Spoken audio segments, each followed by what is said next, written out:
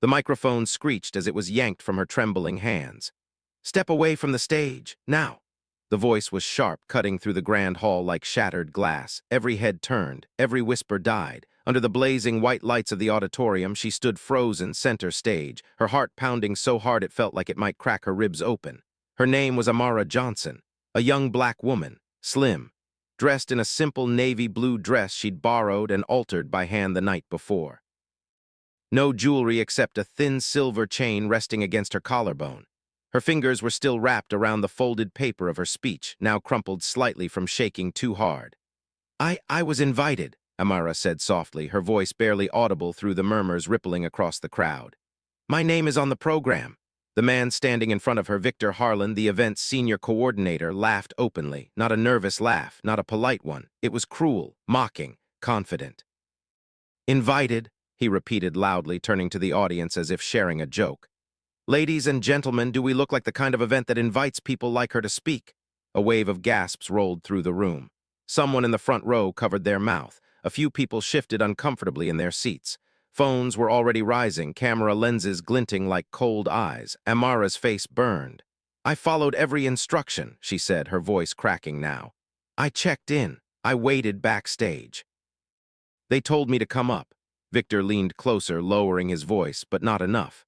"Listen carefully," he said, eyes scanning her from head to toe with open disgust. "This is a private charity gala, not an open mic night. We don't let just anyone wander onto the stage looking for handouts or attention." That word, handouts, hit her like a slap. "I'm not asking for anything," Amara whispered. "I was just supposed to tell my story." "Your story." Victor snapped, straightening and raising his voice again.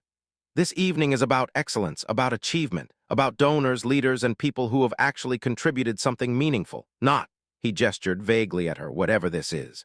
The silence was unbearable. Rows of well-dressed guests sat stiffly in their seats, men in tailored suits, women in elegant gowns. Some stared straight ahead, pretending not to see. Others whispered behind manicured hands. A few nodded faintly, as if agreeing. No one stood, no one spoke. Amara swallowed hard, her eyes shimmered, but she refused to let the tears fall. "I was told this was a platform for unheard voices," she said, forcing the words out. "For people who survived." "Security," Victor interrupted sharply, waving toward the wings of the stage. "Please escort her out. She's disrupting the program." The words "escort her out" echoed through the hall. Two uniformed guards hesitated near the curtains, exchanging glances. One of them looked at Amara with visible discomfort. The other avoided her eyes entirely.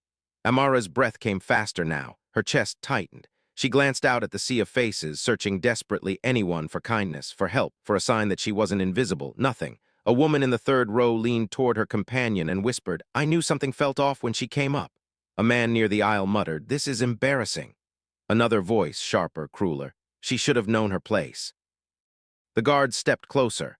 Amara's knees weakened, but she stayed standing. "Please," she said, not to Victor, but to the room. "I only need 2 minutes," Victor scoffed. "You've had enough." He turned back to the audience, smiling tightly. "Ladies and gentlemen, thank you for your patience. We'll resume shortly once this situation is handled." One of the guards gently touched Amara's elbow, and that was when the tears finally spilled, not loud sobs. Just silent, humiliating tears sliding down her cheeks under the unforgiving lights. She stared at the floor, ashamed, though she had done nothing wrong. Have you ever watched someone be treated unfairly in public and felt torn between speaking up and staying silent? Tell us in the comments what you would have done, and let us know where you're watching from today. As Amara was guided toward the edge of the stage, her crumpled speech slipped from her fingers and fluttered to the floor like a wounded bird. No one moved to pick it up, no one except one person. In the back of the hall, a tall figure slowly rose from their seat. The movement was subtle, but it carried weight. Heads began to turn, whispers paused mid-sentence. Even Victor noticed, his confident smirk faltering for just a fraction of a second. The person didn't rush. They didn't shout. They simply stood, calm, composed, eyes fixed on the stage with an intensity that made the air feel suddenly heavier. One of the guards glanced back, confused. Victor frowned. "Sir, please sit down," he called out sharply. "We're handling this." The stranger didn't respond. Instead, they took one deliberate step forward into the aisle. Amara, halfway off the stage, felt something shift, like the room itself had inhaled and was holding its breath. She didn't know it yet. No one did. But the next words spoken in that hall were about to change everything. And to understand why, to understand who she really was, and why this moment mattered so deeply, let's go back to how this story truly began this morning. The day had begun long before the sun rose. Amara Johnson woke to the sound of coughing. It came from the thin mattress on the other side of the small bedroom she shared with her mother, a deep, rattling cough that seemed to scrape the lungs raw with every breath. Amara's eyes snapped open instantly. She sat up, already alert, already worried. "Mom," she whispered, swinging her legs over the side of the bed. The apartment was quiet except for that cough and the distant hum of traffic outside. The paint on the walls was peeling in long, tired strips. A single bulb flickered weakly above the kitchenette. The air smelled faintly of disinfectant and old wood. Amara crossed the room in 3 steps and knelt beside her mother. Lena Johnson was only 46, but illness had aged her cruelly. Dark circles framed her eyes. Her breathing was shallow. A plastic bag of pill bottles sat on the nightstand, most of them empty. "I'm okay," Lena murmured automatically, even as another cough racked her body. "Go back to sleep, baby." Amara smiled gently the way she always did. "It's morning already," she said. "I'll make you some tea." She moved quietly, practiced in silence, water into the kettle, stove on low. She wrapped herself in an old cardigan before the chill could settle into her bones. This was her life. Amara was 24 years old, but responsibility had shaped her far earlier. She was the kind of person who noticed small things. The way her neighbor's door stayed closed longer than usual, the way her little cousin's shoes had holes in the soles, the way her mother hid pain behind smiles. She worked 2 part-time jobs when she could find them, cleaning offices, stocking shelves, helping at the community center in exchange for grocery vouchers. Some weeks were better than others. Many weren't. Yet somehow she never lost her gentleness. She poured the tea carefully and brought it to her mother, helping her sit up. "Thank you," Lena said, her voice thin but warm. "You're always taking care of me." Amara brushed a stray curl back from her mother's forehead. "That's what you did for me my whole life." Outside, the neighborhood was slowly waking. Sirens in the distance. A bus groaning at the corner. Children laughing somewhere down the block. Their apartment sat in a worn-down building squeezed between an abandoned storefront and a laundromat that never quite smelled clean. This place had taken a lot from Amara, but it had also given her strength. On the small kitchen table lay a neatly folded navy blue dress. Beside it, a printed program with gold lettering across the top. Annual Voices of Resilience Charity Gala, her name was printed inside. Amara Johnson, guest speaker. She stared at it for a moment, heart fluttering. "You nervous?" Lena asked softly, noticing her gaze. "A little," Amara admitted. "A lot, actually." Her mother smiled faintly. "You should be proud. They asked you for a reason." Amara nodded, though doubt tugged at her chest. She hadn't slept much. She stayed up late rewriting her speech, choosing every word carefully, not to beg, not to accuse, just to tell the truth. She wasn't going there for money. She was going there for dignity. Years ago, after her father died in a workplace accident that barely made the local news, Amara learned what it meant to be overlooked. Forms lost, calls unanswered, promises broken, people smiling politely while doing nothing. She'd learned how easily voices like hers disappeared, but she'd also learned how powerful stories could be. At the community center, she often helped kids with homework. She listened to their fears, their anger, their hope. She told them, "Your story matters, even if the world pretends it doesn't." Some days she believed it completely. Other days, like today, belief felt fragile. She dressed slowly, smoothing the fabric of the borrowed dress, careful not to tear it. She braided her hair neatly, checking her reflection in the cracked bathroom mirror. Her eyes looked tired but determined. Before leaving, she knelt in front of her mother again. "I'll be back before evening," she said. "Mrs. Carter from downstairs said she'd check." Lena reached for her hand. "Amara, no matter what happens today, remember who you are." Amara squeezed her hand. "I know." But as she stepped out into the early morning light, that confidence wavered. The bus stop was crowded. People stared at their phones, lost in their own worries. Amara clutched her bag tightly, the folded speech inside feeling heavier than paper ever should. She replayed the invitation email in her mind. "We would be honored to have you share your journey." She remembered rehearsing in front of the mirror, imagining applause, not for herself, but for everyone who never got a chance to speak. She didn't know yet that this day would test every ounce of her strength. She didn't know how cruel strangers could be when they felt powerful. And she certainly didn't know that the world was about to see her, not as she feared, but as she truly was. By the time the bus pulled away from her neighborhood, Amara pressed her forehead lightly against the window and whispered a quiet prayer, not for success, but for courage. because somewhere deep inside she sensed that this day would change her life, just not in the way she expected. Next, section 3, the urgent problem desperation with no escape approx.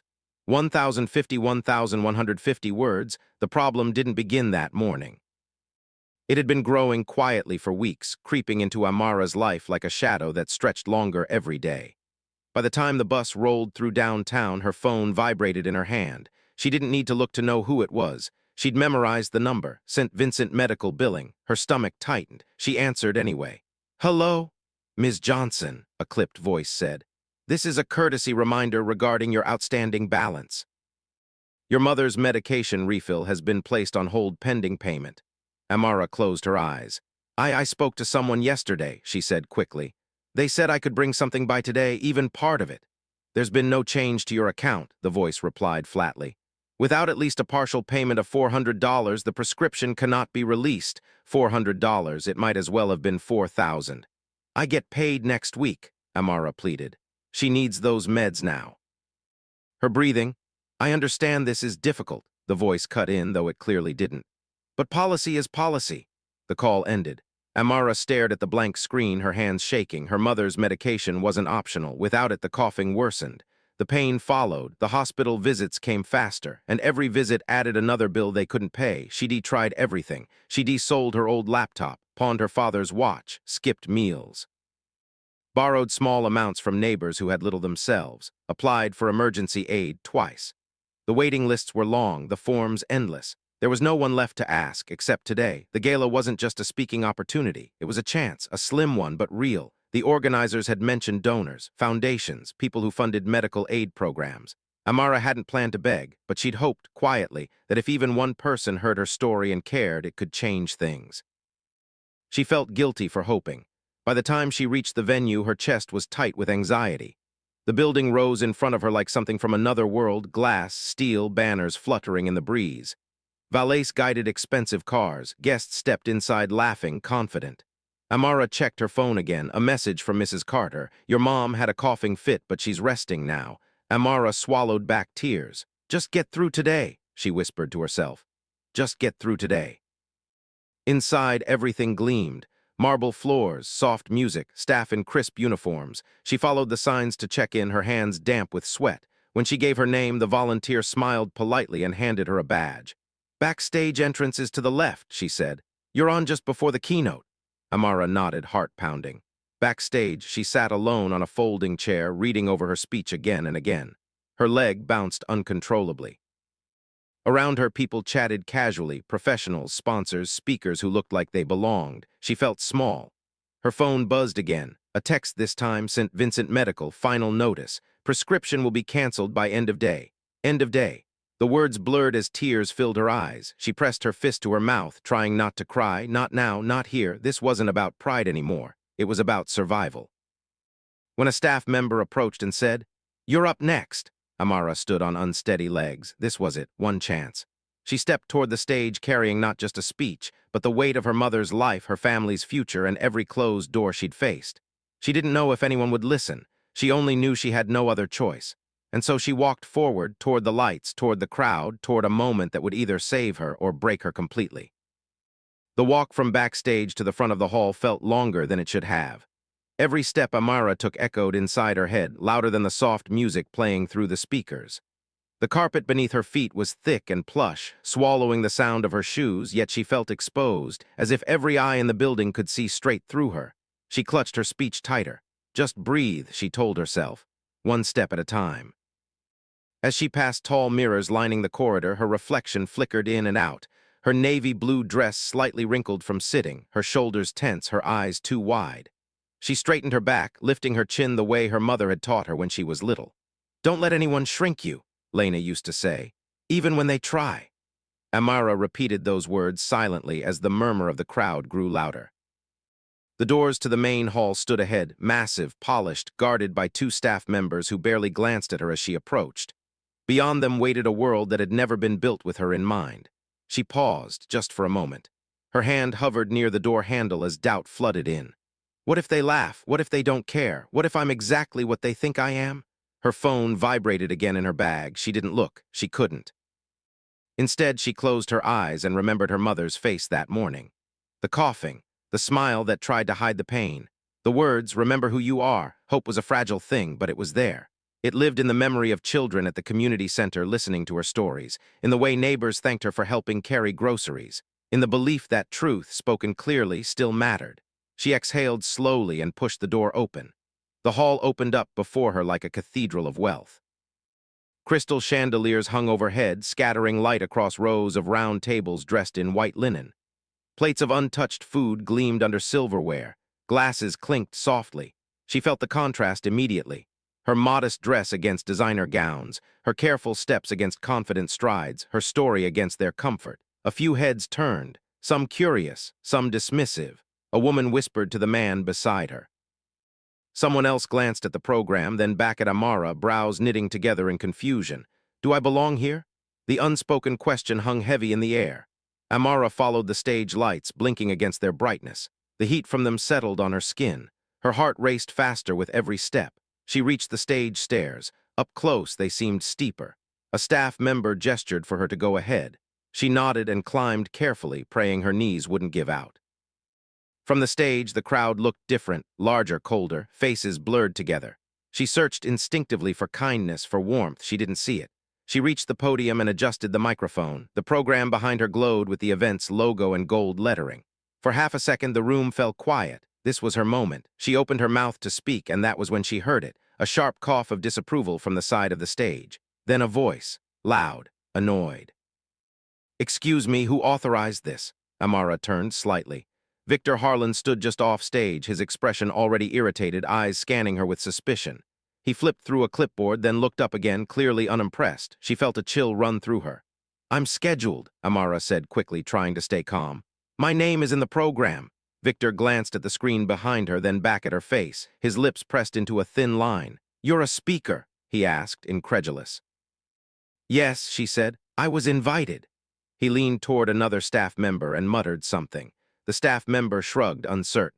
The audience began to murmur again. Amara's hope flickered. Something was wrong. She hadn't said a single word yet, and already she could feel the judgment settling over the room like a fog. Victor stepped closer to the stage, arms crossed, his voice rising just enough to be heard. "Let's pause for a moment," he said sharply. Amara's stomach dropped. She tightened her grip on the podium, bracing herself. Fear walked beside hope now, no longer quietly, but loudly, insistently. She didn't know yet that this pause would turn into humiliation. She didn't know that the courage it took to step onto that stage would soon be tested in the cruelest way possible. All she knew was that she had crossed the threshold, and there was no turning back. Victor didn't bother lowering his voice. He stepped fully into view now, his polished shoes clicking against the stage floor as he approached the podium like an owner inspecting damaged property. His jaw was tight, his smile forced, eyes sharp with irritation. "Ladies and gentlemen," he said into the microphone, not even looking at Amara, "we're experiencing a brief scheduling issue." A lie, and everyone could hear it. Amara leaned toward the mic, heart racing. "I was told," Victor cut her off with a raised hand. "Miss," he said, finally turning to her, his tone dripping with condescension, "this event is very carefully curated. We don't just let anyone walk up here and start speaking." A ripple of discomfort passed through the crowd. Amara swallowed. "I checked in, I was given a badge, I followed instructions." Victor's eyes flicked to her badge, then back to her face with visible skepticism. "And where exactly did you say you were from?" he asked. The question felt loaded, dangerous. I'm from Eastwood," Amara replied. A few people exchanged looks. Victor laughed, shaking his head. "Eastwood," he turned to the audience again. "That explains the confusion." Her face burned. "This is a high-profile charity gala," he continued, voice growing louder, sharper. "We have donors here who expect a certain level of professionalism, a certain standard." He paused, letting his eyes drag slowly over her dress, her shoes, her hair. "You clearly don't meet it." The words landed like stones. Amara's hands trembled against the podium. "Sir, please," she said quietly. "I'm not here to embarrass anyone. I was invited to share my story, that's all." "Your story?" Victor scoffed. "This isn't a therapy session, and it's definitely not a place for personal sob stories." A woman near the front winced. A man shifted in his seat. Someone else raised their phone higher. Victor wasn't finished. "Look," he said, leaning closer to Amara, lowering his voice just enough to sound threatening. "I don't know how you got in here or who messed up, but we're fixing it now." He straightened and gestured toward the wings of the stage. Security, the word echoed. Two guards appeared again, their presence heavy, unavoidable. A murmur swept through the hall, some shocked, some entertained, some deeply uncomfortable. Amara's vision blurred. "I didn't do anything wrong," she whispered. "Please just check the list." Victor rolled his eyes. "We've wasted enough time already." He turned to the guards. "Escort her out." One of the guards hesitated, glancing at Amara's face, at the tears pooling in her eyes, at the way her shoulders had begun to shake. "Sir," the guard said cautiously, "maybe we should—" "Now," Victor snapped. The guard swallowed and stepped closer. The humiliation deepened. From the audience, whispers cut like knives. "She shouldn't have come. This is so awkward. Why would they let someone like that speak?" Amara felt every word, even the ones not spoken aloud. Her throat closed. She tried to speak again, but her voice betrayed her, breaking mid-sentence. "I just wanted," she began. Victor leaned toward the microphone once more. "Ladies and gentlemen," he announced briskly, "we apologize for this interruption. Please enjoy a brief intermission while we remove this disruption." This disruption. Amara's knees buckled slightly as the guard touched her arm again. She looked out at the crowd one last time. Hundreds of faces, hundreds of chances for someone, anyone, to stand up and say this is wrong. No one did. The silence was crushing. And as she was guided toward the edge of the stage, her dignity slipping away piece by piece, Amara felt something inside her fracture. Not just hope, trust, belief. She had walked in afraid, but hopeful. Now she stood exposed, judged, and utterly alone. And the worst part, the cruelty wasn't just Victor's words. It was the way the room allowed them to happen. The edge of the stage felt like a cliff. Amara stood there, half turned toward the exit, half frozen in place, as if her body hadn't yet accepted what her heart already knew, that this was really happening. The lights still burned down on her, bright and merciless, turning every tear into a spectacle. The guard's hand rested lightly on her arm, but it might as well have been iron. "Please," Amara whispered, her voice so soft it barely carried past the microphone. "I can leave. I just please don't make it like this." Victor didn't even look at her. He was already checking his watch, already bored, already done. "This has gone on long enough," he said flatly. "Let's move." A sob rose in Amara's chest before she could stop it. She turned her face away, ashamed of the sound, ashamed of the tears that finally spilled freely now. Her shoulders shook as she tried to breathe through the pain, through the humiliation, through the crushing weight of being reduced to nothing in front of strangers. "I'm sorry," she said suddenly, the words tumbling out on instinct. "I didn't mean to cause trouble. I'm sorry." The apology stunned even her. Sorry for existing, sorry for hoping, sorry for believing she was allowed to stand where she stood. The crowd remained silent, not the respectful silence of listening, but the cold, heavy silence of people choosing comfort over courage. Amara scanned the room again, desperation sharpening her gaze. A woman near the aisle met her eyes briefly, then looked away. A man in the back shook his head, not in disagreement with Victor, but in annoyance that the evening had been disrupted. Someone near the front whispered, "This is painful to watch," as if Amara were the problem for making them uncomfortable. That was when the realization truly hit her. No one was coming, no rescuer, no sudden wave of justice, no voice rising in her defense, just silence. And silence, she realized, hurt more than the insults. Victor cleared his throat impatiently. "You're done here," he said. "Let's go." The guard shifted again, preparing to guide her fully off the stage. Amara's gaze dropped to the floor. Her speech, her carefully chosen words, her truth lay there, crumpled and forgotten near the podium. She stared at it for a long moment, her chest aching. That paper held her father's memory, her mother's illness. Her childhood nights spent hungry but hopeful, her belief that stories could matter. And now it was just trash on a polished floor. She took one unsteady step forward. This is it, she thought. This is where it ends. She imagined going home and telling her mother she'd failed. Imagine the look of guilt on Lena's face, as if this humiliation were her fault. Imagine the phone call from the pharmacy later that evening, prescription canceled. Her breath came in short, shallow bursts. "I really thought," she began, then stopped, unable to finish. Victor turned away, already signaling to the stage crew. The music director prepared to restart the program. The room was ready to move on. Amara wasn't. Her legs felt weak, but she forced herself to walk. Each step away from the podium felt heavier than the last, as if she were leaving a piece of herself behind. She reached the final step down from the stage. That was when her knees finally gave out. Not completely, but enough that she stumbled, catching herself on the railing. A sharp gasp escaped her lips. The guard steadied her quickly, but the damage was done. A few people flinched. Still no one spoke. Tears streamed freely now, her face wet and hot with shame. She pressed her lips together, trying desperately to hold onto the last shred of dignity she had left. Just get out, she told herself. Just survive this. She turned toward the exit. And in that exact moment, when she had accepted defeat, when she believed with absolute certainty that she was alone in the world, a chair scraped loudly against the floor. The sound cut through the silence like thunder. Heads turned. Victor frowned, irritation flashing across his face. "Sir," he snapped without looking, "please remain seated. We are resuming." But the person didn't sit down. They stood, calm, unhurried, unmoved by Victor's authority or the room's tension. Amara didn't see them yet. But she felt it, a shift, like the air itself had changed. And for the first time since stepping onto that stage, the silence no longer felt empty. It felt expectant. The chair scraping against the marble floor echoed again as the person fully rose to their feet. This time everyone looked. Victor spun toward the sound, his face tight with annoyance. "Sir," he said sharply, "this is not the time." The stranger lifted one hand, not aggressively, not dramatically, just enough to signal pause. Somehow it worked. The room stilled. He stepped into the aisle, tall and composed, wearing a tailored charcoal suit that spoke of quiet wealth rather than loud display. His hair was silver at the temples, his posture straight but relaxed. There was no rush in his movements, only certainty. Amara stood frozen at the edge of the stage, tears still clinging to her lashes. She hadn't turned around yet. She didn't dare hope. The stranger's voice was calm, steady, and unmistakably authoritative. "Let her go." Two simple words. The guard hesitated, instinctively loosening his grip on Amara's arm. Victor laughed once, short and sharp. "Excuse me," he said. "Who do you think you are?" The stranger didn't answer immediately. He took another step forward, eyes never leaving Amara.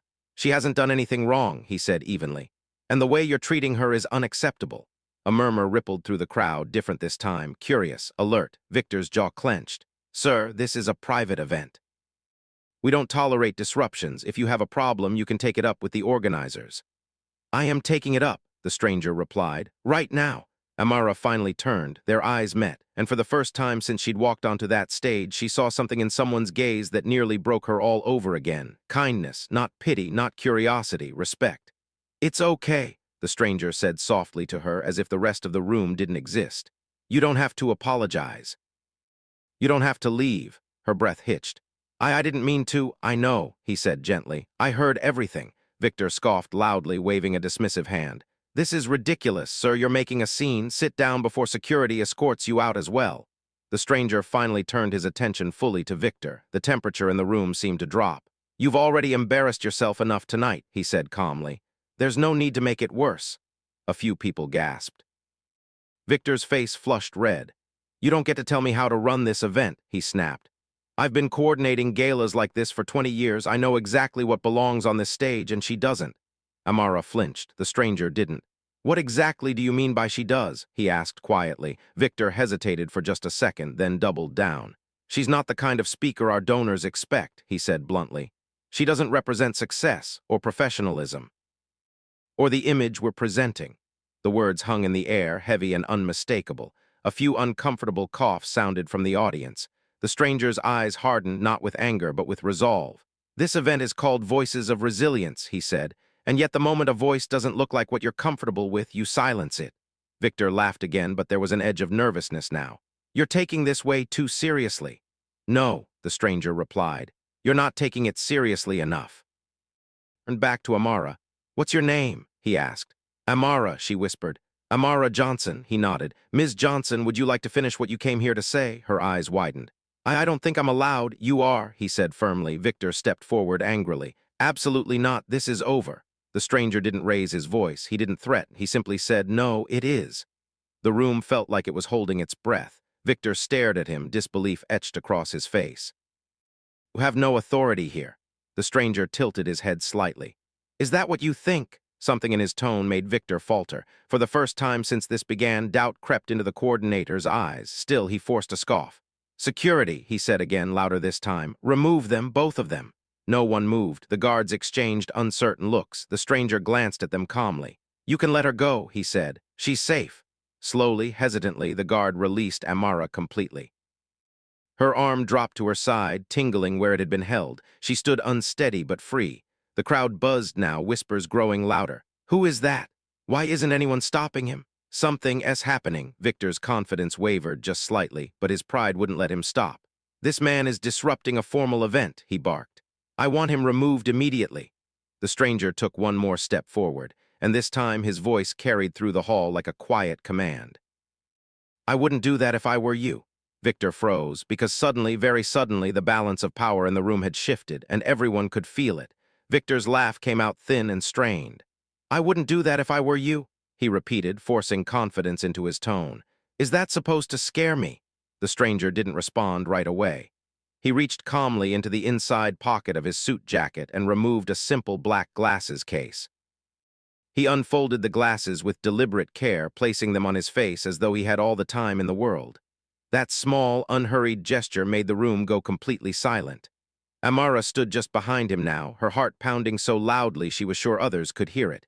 She didn't understand what was happening, only that something monumental was about to unfold. Victor crossed his arms. Enough theatrics, he snapped. Who are you? The stranger finally answered. My name, he said clearly, is Jonathan Reed. A ripple moved through the audience, subtle at first, like wind passing through tall grass. One woman gasped softly. A man near the center table stiffened. Victor blinked. And, he said dismissively, that doesn't mean anything to me. Jonathan Reed looked at him steadily. It should. He turned slightly, addressing the room now, not loudly, but with a quiet authority that commanded attention. I am the founder and majority owner of Reed Global Initiatives, he said. The organization that underwrites this gala, the organization whose logo is on every banner in this room, and the organization that signs the checks that make your salary possible. The words dropped like a bomb. For half a second, no one moved. Then, a collective intake of breath swept through the hall. Whispers erupted instantly. Oh my God, that's him. I thought he wasn't attending this year. That's Jonathan Reed. He never stands out like that. Victor's face drained of color. He opened his mouth, then closed it again. His confident posture collapsed inward, shoulders stiff, arms slowly uncrossing as reality crashed down on him. You're, he stammered. Jonathan Reed turned back to him, eyes unwavering. Yes, he said calmly, I'm that Jonathan Reed. Victor swallowed hard. I wasn't informed, he said weakly. If I had known, Jonathan raised a hand. No, he said firmly. You were perfectly informed, you just didn't realize you were being observed. The room was dead silent now. Every phone was recording. Every eye was locked onto the stage. Jonathan gestured gently toward Amara. I invited Ms. Johnson to speak today, he continued. Her story is the reason this event exists. I approved her personally. Amara's breath caught. Victor shook his head in disbelief. There must be some mistake. She isn't. She is what? Jonathan interrupted quietly. Victor froze. Jonathan stepped closer, his voice still calm, but razor-sharp now. Say it, he said. Finish that sentence. Victor's lips trembled. No sound came out. You judged her before she spoke a word, Jonathan went on. You humiliated her publicly. You reduced her to a stereotype you felt comfortable dismissing. He turned to the audience. And all of you watched. A heavy wave of shame rippled through the room. Some people looked down. Others shifted uncomfortably in their seats. Jonathan turned back to Victor. Effective immediately, he said, you are no longer employed by Reed Global Initiatives. Your access is revoked. Your position is terminated. Victor's knees nearly buckled. You can't do this, he whispered. This is my career. Jonathan's voice didn't change. No, he said, this was your choice. Security stepped forward again, this time not toward Amara, toward Victor. Please escort Mr. Harlan out, Jonathan said, Victor's face contorted with panic. Jonathan, please, I've worked here for years. Jonathan leaned in just slightly. And today, he said softly, you showed me exactly who you are. The guards took Victor by the arms. As he was led away, the crowd parted silently. No one defended him. No one met his eyes. The same silence he had weaponized now turned against him. Jonathan waited until Victor disappeared through the doors. Then he turned back to Amara. She stood trembling, overwhelmed, tears spilling freely again. But these were different tears now. Confused, disbelieving, relieved. I'm so sorry, she whispered. I didn't know, Jonathan smiled gently. You weren't supposed to, he said. This wasn't about who I am, it was about who you are. He bent down and picked up the crumpled pages from the floor, smoothing them carefully before handing them back to her. You came here to speak, he said, and if you're willing, this stage is yours. The audience rose to its feet. At first, the applause was hesitant. Then it grew, louder, stronger, unavoidable. Amara looked out at the crowd, her hands shaking as she accepted the pages. For the first time that night, they weren't looking at her with judgment. They were listening, and everything, absolutely everything, had changed. The applause didn't fade quickly. It rolled through the hall like a tide, steady and insistent, filling the space that moments ago had been suffocatingly silent. Some people clapped out of relief, others out of guilt, many because they had just witnessed something they would remember for the rest of their lives. Amara stood at the podium, stunned. Her fingers trembled as she held the pages Jonathan had returned to her. The paper felt warmer now, as if it had absorbed something human again. She wiped her cheeks with the back of her hand, trying to steady herself, trying to believe that this wasn't some cruel turn of events she would wake up from.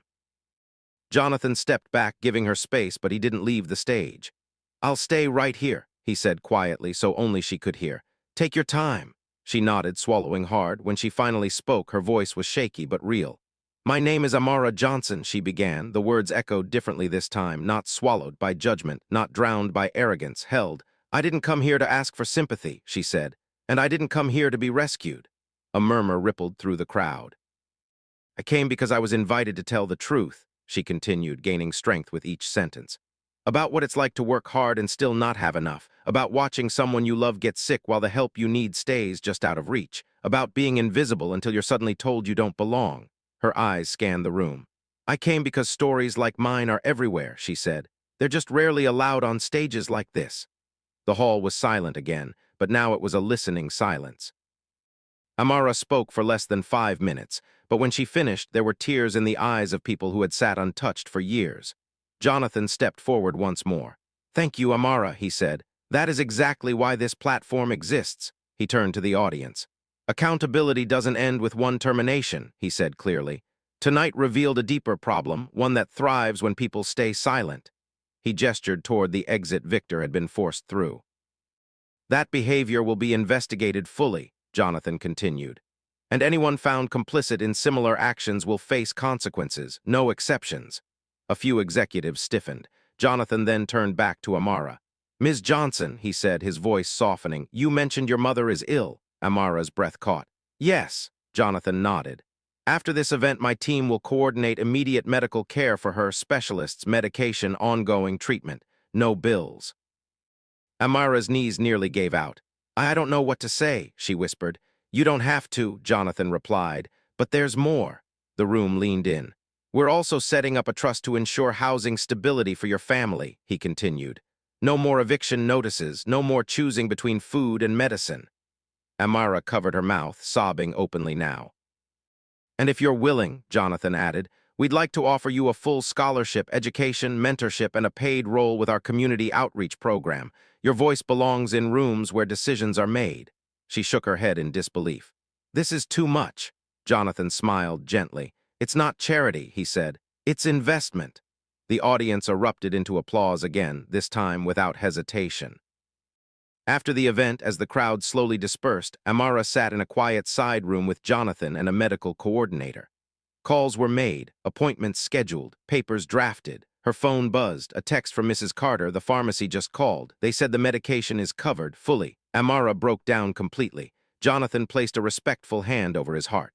"You're not alone anymore," he said, and for the first time in years she believed it. 3 years later.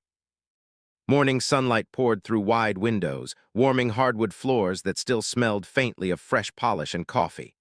Outside, birds chirped in a quiet tree-lined neighborhood, a place Amara Johnson once believed only existed for other people. She stood in the kitchen, barefoot, wearing a soft sweater and jeans, stirring oatmeal on the stove while humming under her breath. "Mom," she called gently, "your appointment is at 10. The car will be here in 15. From the living room came a strong, steady voice. "I know," Lena Johnson replied with a laugh.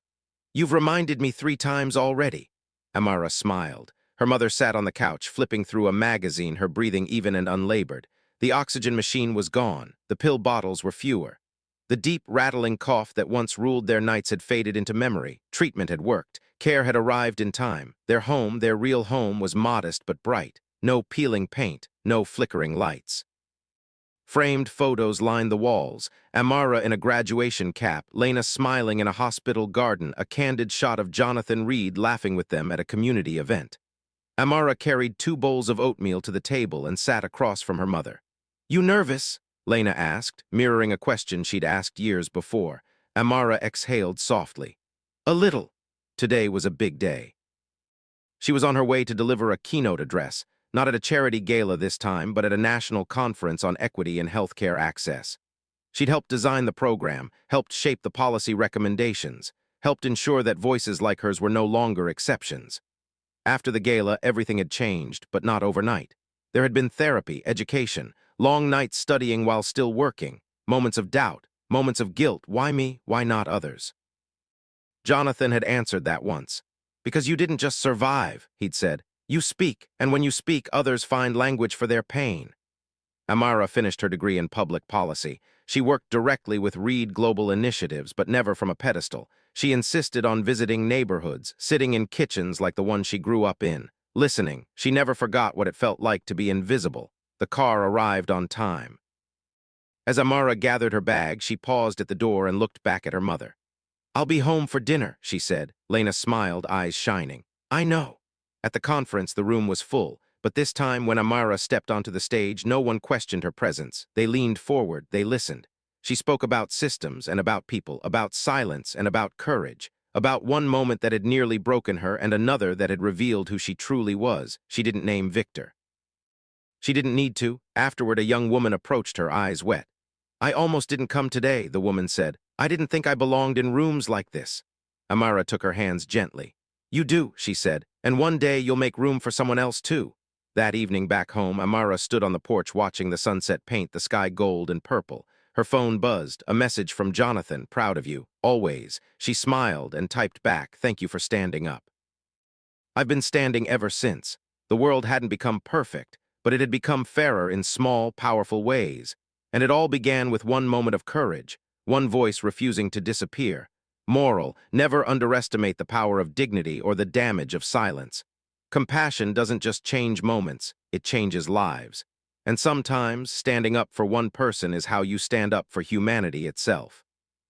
If this story moved you, please like the video, share it with friends and family, and subscribe to the channel for more powerful, real-life inspirational stories. Because someone out there still needs to be seen, and your kindness might be the reason they are.